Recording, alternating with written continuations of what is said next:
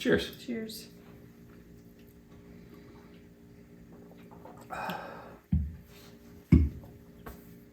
So, we're going to do something a little different this time. We never do this, so this is really weird. Jack is talking. Exactly. No one wants to hear that. But in 2021, I did Michigan Coast to Coast 100, but I did not finish. I got lost somewhere around mile 70, middle of the forest up in Michigan. Freaked me out, thought bears were attacking me. But anyway, I had to drop and I got to ride back to town. So I was just really disappointed. So then 2 years ago, 2023, we decided to do the 100 single speed coast to coast in Michigan. And we both finished. Jackie ended up with second and I ended up with third. And this year, 2 years later, because we seem to have this every 2-year pattern, we have decided to do the 200 mile coast to coast in Michigan on single speed again. Because we're crazy like that. Something like that. So we've started a training plan. Well, we haven't started it yet. We have a training plan, which we had kind of hoped to already be doing, but the weather's not cooperating. It's been really cold here in Nebraska. There's still snow on the ground. There's a chance for some more snow tonight and later this week, which isn't making getting in long training rides very helpful right now. I've been running on the treadmill to kind of keep my legs moving in the winter. Jackie, I'm riding the trainer, has been doing the trainer. I can't do the trainer. I don't know what it is about the trainer. I'm not a runner. I don't really enjoy running, but for some reason my mindset allows me to do 2.5, 3 miles on the treadmill a lot easier than it does for me to do miles on a trainer. I get in about an hour on the trainer, and that's about all I can do before I just want to give up cycling forever. We're still getting outside. It's just not very long rides. Yeah, we've been doing some fat biking. We did take a quick trip down to Port Aransas, Texas, and did some beach riding. If you follow the channel, you've already seen those videos. But we've also been doing some fat biking, some in-town riding, but we really need to start getting some longer riding. So our goal is, no matter what, in about 2 weeks, starting first of March, we are going to start training. And whether it is cold, snow, wind, or whatever, we are getting out and we're gonna get those miles in. Our plan is at least 100 miles on the bike. At least. There will be some days that we're gonna have to go back to back. Saturday we might be doing a 50, 60 mile, and then the next day we might be doing a 80 mile, but we're gonna follow the plan and we're gonna get those miles in. Yes, and as we get closer, the miles will probably go up until maybe like 2 weeks out, and then we may do some tapering off so that our legs aren't dead by the time we get there. We've also signed up for some of those longer races, like Solstice. We're both doing the 100 single speed, and normally we do the 100 relay on single speed. So we'll get those long miles in and be ready. The goal is to get miles. The goal is also to make it fun. I'm a little less of a stickler to training plans. I like to have a little bit more of the fun.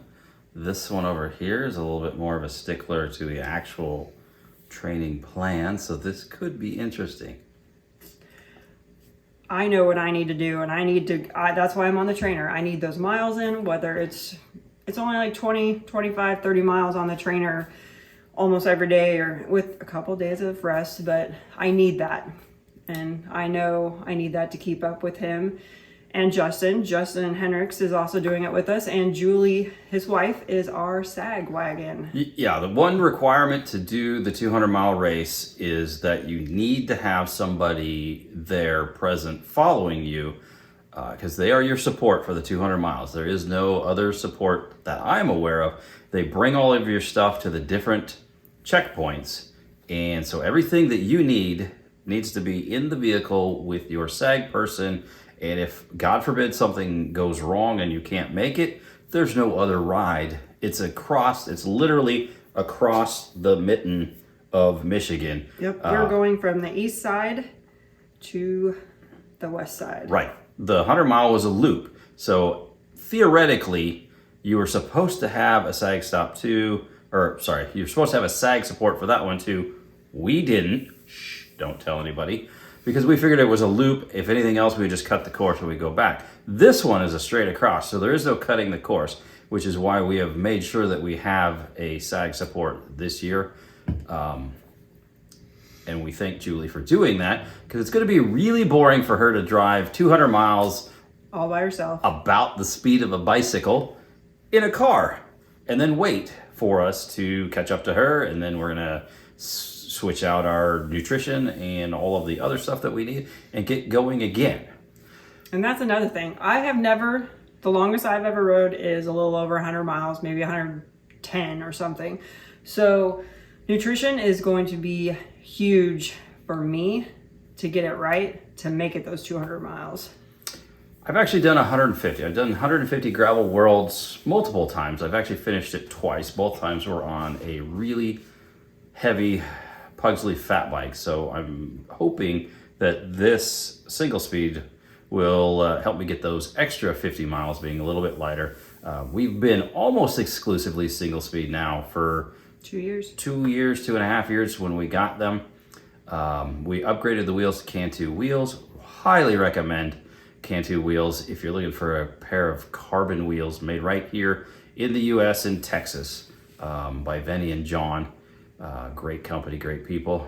We will do a video later on, and we'll actually go over the bikes and how we're going to set them up, what gear we're running, and then you can see these beautiful Cantu wheels.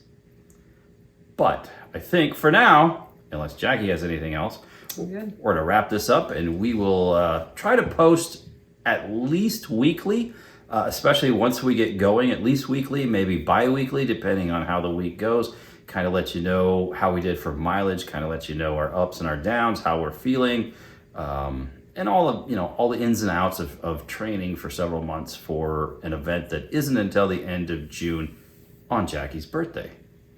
So follow along if you want, don't if you don't.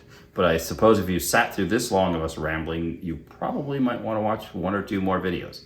And if you want to help us out with nutrition, send us some messages, because yes, we can always use the help. If you have done 200 miles or longer rides and you feel like you have some tips and tricks for nutrition that you'd like to share, by all means, leave them in the comments and we will get to them and we'll see what you guys have to say.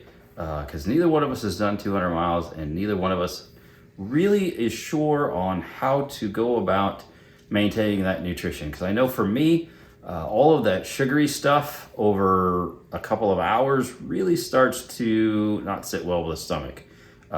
So if anybody's got some savory nutrition advice out there that they can give, things that you can take, share those, please. All right, bye. Cheers. We're training, not our planning. We're planning for our training.